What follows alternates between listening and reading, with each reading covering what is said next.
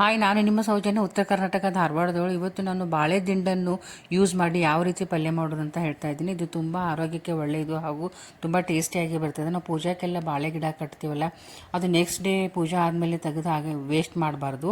ನಾವು ಅದರಲ್ಲಿರೋ ತಿರುಳನ್ನು ತೆಗೆದು ಯಾವ ರೀತಿ ಪಲ್ಯ ಮಾಡೋದು ಅಂತ ಹೇಳ್ತಾ ಇದ್ದೀನಿ. ಈಗ ನಾನು ಗ್ಯಾಸ್ ಮೇಲೆ ಒಂದು 2 ರಿಂದ 3 ಸ್ಪೂನ್ನಷ್ಟು ಎಣ್ಣೆಯನ್ನು ಪ್ಯಾನ್ನಲ್ಲಿ ಕಾಯಲಿಟ್ಟಿದ್ದೀನಿ. ಸೊ ಅದರಲ್ಲಿ ಉದ್ದಿನಬೇಳೆ, ಕಡಲೆಬೇಳೆ, ಸಾಸಿವೆ ಮತ್ತು 2 ರಿಂದ 3 ಹಸಿಮೆಣಸಿಕಾಯಿ ಮತ್ತು ಒಂದು 2 ರಿಂದ 3 ಎಸಳು ಬೆಳ್ಳುಳ್ಳಿಯನ್ನು ಹಾಕ್ತಾಯಿದ್ದೀನಿ. ಸೊ ಎಣ್ಣೆ ಕಾದ್ಮೇಲೆ ಅದರಲ್ಲಿ ಈ ಎಲ್ಲ ವಸ್ತುಗಳನ್ನು ಹಾಕಿ ಚೆನ್ನಾಗಿ ಫ್ರೈ ಮಾಡ್ಕೋಬೇಕು.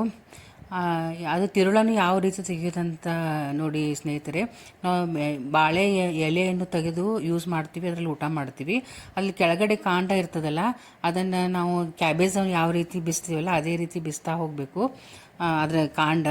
ಆಮೇಲೆ ಅದರಲ್ಲಿ ಒಂದು ತುಂಬ ಸಾಫ್ಟ್ ಆಗಿರುವ ಒಂದು ತಿರುಳು ನಮಗೆ ಸಿಗ್ತದೆ. ಸೊ ಅದು ಬಾಳೆ ದಿಂಡು ಅಂತ ಹೇಳ್ತೀವಿ. ಅದನ್ನು ತೆಗೆದು ಕ್ಲೀನಾಗಿ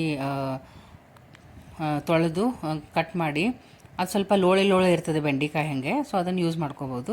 ಈಗ ಇದರಲ್ಲಿ ನಾನು ಸ್ವಲ್ಪ ಹಿಂಗನ್ನು ಹಾಕಿದ್ದೀನಿ. ಸೊ ಮೀಡಿಯಮ್ ಫ್ಲೇಮ್ದಲ್ಲಿ ಅದು ಚೆನ್ನಾಗಿ ಫ್ರೈ ಮಾಡ್ಕೋಬೇಕು. ಕಂದು ಬಣ್ಣ ಬರುವವರೆಗೂ ಉದ್ದಿನಬೇಳೆ, ಕಡಲೆಬೇಳೆ ಅದ್ರ ಘಮ ಬಿಡಬೇಕು ನೋಡಿ, ಅಲ್ಲಿವರೆಗೂ ಇದನ್ನು ಚೆನ್ನಾಗಿ ಫ್ರೈ ಮಾಡ್ಕೋಬೇಕು. ಸ್ವಲ್ಪ ಖಾರ ಆಗಿದ್ದರೆ ಅದು ಟೇಸ್ಟಾಗಿ ಬರ್ತದೆ. ಸೊ ಖಾರ ಇರೋ ಮೆಣಸಿಕಾಯನ್ನೇ ನಾನು ಯೂಸ್ ಮಾಡಿದ್ದೀನಿ. ಈಗ ನಿಮ್ಮ ಇಷ್ಟದ ಪ್ರಕಾರ ನೀವು ಖಾರನ ಯೂಸ್ ಮಾಡ್ಕೋಬೋದು. ಕೆಲವರಿಗೆ ಇಷ್ಟ ಆಗೋದಿಲ್ಲ ಖಾರ, ಸೊ ನೀವು ನೋಡಿ ಹಾಕ್ಕೊಳ್ಳಿ. ಸೊ ಇದು ಚೆನ್ನಾಗಿ ರೋಸ್ಟ್ ಮಾಡಬೇಕು.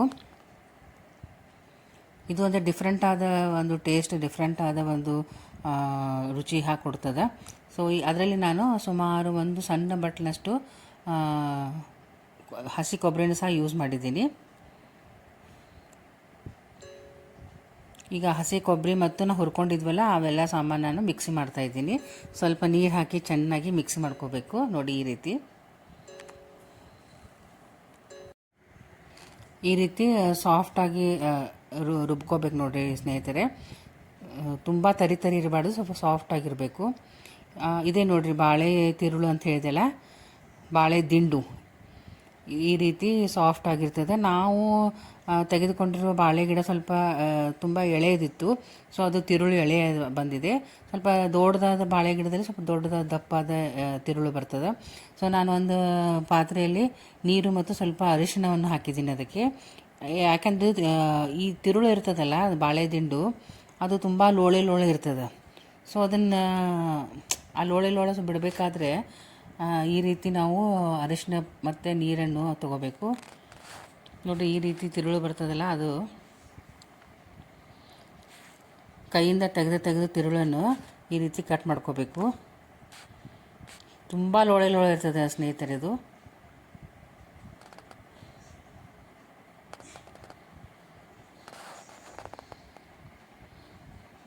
ನೋಡಿರಿ ಈ ರೀತಿ ತಿರುಳು ತುಂಬ ಲೋಳೆ ಅದು ಭಾಳ ಟೇಸ್ಟ್ ಇರ್ತದೆ. ಅದು ಆ ಲೋಳೆಯನ್ನು ಈ ರೀತಿ ಬಿಡಿಸ್ಬೇಕು ನಾವು. ಕಟ್ ಮಾಡಿದ ಮೇಲೆ ಅದನ್ನು ಈ ರೀತಿ ಒಂದು, ಈಗ ನಾವು ಬಟ್ಟನ್ನು ಯೂಸ್ ಮಾಡಿ ಅದನ್ನು ಈ ರೀತಿ ಬಟ್ಟೆಗೆ ತಿರುಗಿ ತೆಗೆಸ್ಬೇಕು. ಅಂದರೆ ಅದು ಸ್ವಲ್ಪ ಲೋಳೆ ಬಿಡ್ತದೆ. ಇದೇ ರೀತಿ ಎಲ್ಲ ತಿರುಳನ್ನು ನಾನು ನೋಡಿ ಯಾವ ರೀತಿ ಮುತ್ತಿನ ಸರ ಆಗಿದೆಯಲ್ಲ ಸ್ನೇಹಿತರೆ. ಇದನ್ನು ನಾವು ನೀರಿನಲ್ಲಿ ಹಾಕಿದರೆ ತಿರುಳು ಬಿಡ್ತದೆ. ಆದ್ರೂ ನಾವು ಆದಷ್ಟು ಮಟ್ಟಿಗೆ ಈ ರೀತಿ ಕೈಯಿಂದ ತೆಗಿಯೋಕ್ಕೆ ಸಹ ಪ್ರಯತ್ನ ಮಾಡಬೇಕು. ಅದೊಂದು ನ್ಯಾಕ್ ಇದೆ ನೋಡಿರಿ. ಈ ರೀತಿ ಕಟ್ ಮಾಡಾದಮೇಲೆ ಈ ರೀತಿ ಒಂದೊಂದಾಗಿ ಆ ತಿರುಳನ್ನು ಬಿಡಿಸ್ತಾ ಹೋಗಬೇಕು. ಇದೊಂಚೂರು ಕೈ ಹಿಡಿತದೆ ಕ್ಲೀನ್ ಮಾಡೋದು. ಆದರೂ ಸ್ವಲ್ಪ ಯಾವಾಗಾದರೂ ಈ ರೀತಿ ಮಾಡಿ ತಿನ್ಬೋದಲ್ಲ ಸ್ನೇಹಿತರೆ, ಡೈಲಿ ಏನು ಮಾಡೋಂಗಿಲ್ಲ ನಾವು.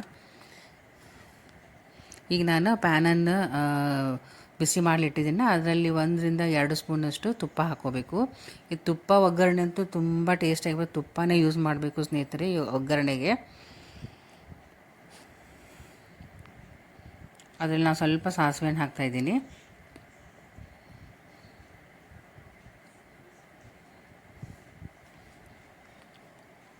ನೀವು ಒಂದು ಸಲ ಟ್ರೈ ಮಾಡಿ ನೋಡಿ ಸ್ನೇಹಿತರೆ ಈ ರೀತಿ.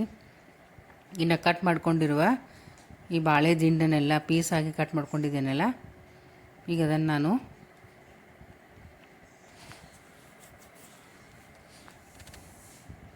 ಒಗ್ಗರಣೆಯಲ್ಲಿ ಹಾಕ್ತೀನಿ ರೀ. ಅಂದರೆ ಸ್ವಲ್ಪ ಚಟಪಟ ಅನ್ನಬೇಕು. ಮೊದಲು ಸ್ವಲ್ಪ ಕರಿಬೇವನ್ನು ಹಾಕಿದ್ದೀನಿ.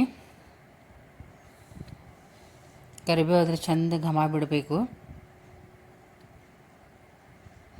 ಆಮೇಲೆ ನಾನು ಕಟ್ ಮಾಡಿ ಇಟ್ಕೊಂಡಿರುವ ಆ ಬಾಳೆ ದಿಂಡುಗಳನ್ನು ಆ ಒಗ್ಗರಣೆಯಲ್ಲೇ ಹಾಕ್ತಾಯಿದ್ದೀನಿ ನೋಡಿ. ಸ್ವಲ್ಪ ಲೋ ಫ್ಲೇಮ್ದಲ್ಲೇ ಚೆನ್ನಾಗಿ ಇದನ್ನು ಫ್ರೈ ಮಾಡ್ಕೋಬೇಕು. ಒಂಚೂರು ಅರಿಶಿನ ಪೌಡ್ರ್ ಹಾಕ್ತಾಯಿದ್ದೀನಿ.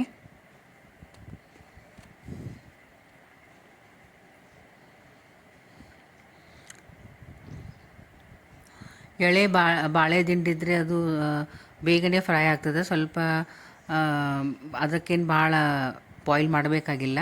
ಸ್ವಲ್ಪ ಬಲತಿದ್ದಿದ್ರೆ ಅದು ಸ್ವಲ್ಪ ಬಾಯ್ಲ್ ಆಗೋಕ್ಕೆ ಟೈಮ್ ತೊಗೊಳ್ತದೆ.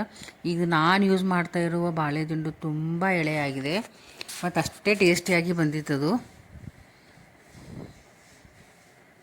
ಸೊ ಇದನ್ನು ಚೆನ್ನಾಗಿ ಆ ಲೋಳೆ ಬಿಡುವವರೆಗೂ ಚೆನ್ನಾಗಿ ಲೋ ಫ್ಲೇಮ್ದಲ್ಲಿನೇ ಇದನ್ನು ನಾವು ಫ್ರೈ ಮಾಡ್ಕೋಬೇಕು. ಯಾವ ರೀತಿ ಬೆಂಡೆಕಾಯಿನ ನಾವು ಫ್ರೈ ಮಾಡ್ಕೊತೀವಲ್ಲ ಲೋಳೆ ಬಿಡುವವರೆಗೂ, ಆ ರೀತಿ ಮೀಡಿಯಮ್ ಫ್ಲೇಮ್ದಲ್ಲಿನೇ ಇಟ್ಕೋಬೇಕು. ನಾವು ಜೋರಾಗಿ ಫ್ಲೇಮ್ ಇಟ್ಟರೆ ಅದು ಹೊತ್ತಿ ಹೋಗ್ಬಿಡ್ತದೆ. ಈಗ ನಾವು ರುಬ್ಬಿಟ್ಕೊಂಡಿರುವಂಥ ಮಸಾಲೆಯನ್ನು ಇದಕ್ಕೆ ಹಾಕಬೇಕು ಸ್ನೇಹಿತರೆ. ನೋಡಿ ಹಾಕ್ಕೋಬೇಕು.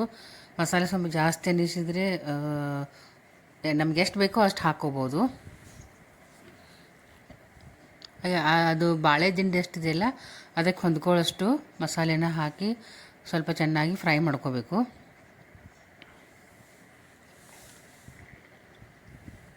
ಹೀಗೆ ಪೂಜಾ ಮಾಡುವಾಗ ನೀವು ಬಾಳೆ ಗಿಡ ತಂದಿರ್ತಿಲ್ಲ, ಇದೇ ರೀತಿ ಮಾಡಿ ನೋಡಿ ಸ್ನೇಹಿತರೆ. ರುಚಿಗೆ ತಕ್ಕಷ್ಟು ಉಪ್ಪನ್ನು ಹಾಕಿದ್ದೀನಿ.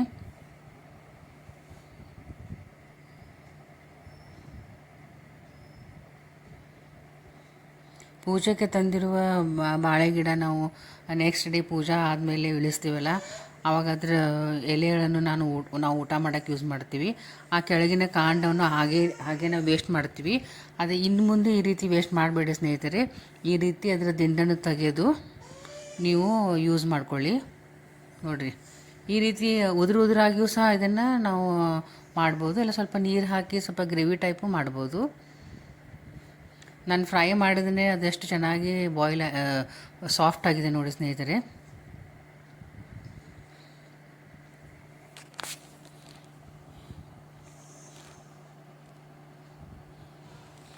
ನನ್ನ ಚಾನಲನ್ನು ಸ್ವಲ್ಪ ಸಪೋರ್ಟ್ ಮಾಡಿ.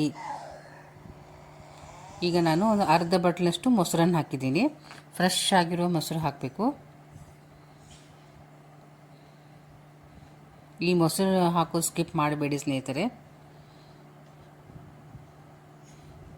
ನಿಮಗೆ ನಮ್ಮ ಚಾನಲ್ನಲ್ಲಿ ರೆಸಿಪಿಗಳು ಇಷ್ಟ ಆಗಿದ್ದರೆ ಅದನ್ನು ಶೇರ್ ಮಾಡಿ, ಲೈಕ್ ಮಾಡಿ, ಕಮೆಂಟ್ ಮಾಡಿ, ಸಪೋರ್ಟ್ ಮಾಡಿ ಸ್ನೇಹಿತರೆ. ಬಾಳೆ ದಿಂಡಿನ ಪಲ್ಯ ರೆಡಿ ಟು ಈಟ್ ಅಂತ ಹೇಳ್ಬೋದು. ಒಂಚೂರು ಇದಕ್ಕೆ ಒಂಚೂರೇ ನೀರು ಹಾಕಿ ಸ್ವಲ್ಪ ಗ್ರೇವಿ ಟೈಪ್ ಮಾಡ್ಬೋದು. ಮತ್ತೆ ಒಂದು ಹೊಸ ರೆಸಿಪಿಯಿಂದ ನಿಮ್ಮನ್ನು ಭೇಟಿಯಾಗಿದ್ದೀನಿ. Until then bye.